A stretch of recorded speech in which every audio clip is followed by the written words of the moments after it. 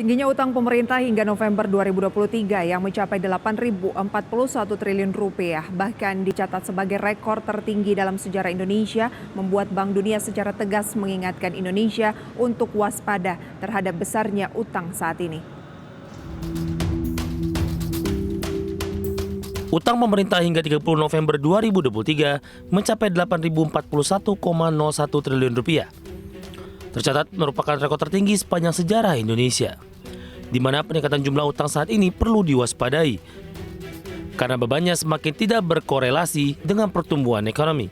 Bank Dunia pun mengingatkan Indonesia agar mewaspadai kondisi utang saat ini, di mana Bank Dunia merilis data terbaru terkait kondisi utang negara-negara berkembang termasuk Indonesia. Laporan tersebut mengingatkan bahwa kenaikan suku bunga telah meningkatkan kerentanan utang di semua negara berkembang. Dalam laporan Bank Dunia terbaru, mengungkapkan negara-negara berkembang mengeluarkan dana sebesar 443,5 miliar dolar Amerika atau setara 6.880 triliun rupiah untuk melunasi utang publik dan jaminan publik pada tahun 2022. Peningkatan pengeluaran ini pun menggeser kebutuhan penting seperti kesehatan, pendidikan, dan lingkungan. Pembayaran utang termasuk pokok dan bunga disebut meningkat 5% dibandingkan tahun sebelumnya di semua negara berkembang. Ini terjadi saat era suku bunga tinggi menghantam dunia.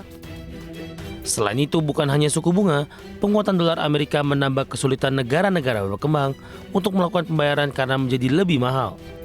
Dalam 3 tahun terakhir terdapat 18 negara disebut mengalami gagal bayar. Laporan Bank Dunia juga mengungkap bahwa saat ini sekitar 60% negara berpendapatan rendah mempunyai risiko tinggi atau sudah mengalami kesulitan utang. Dari Jakarta, ADX Channel.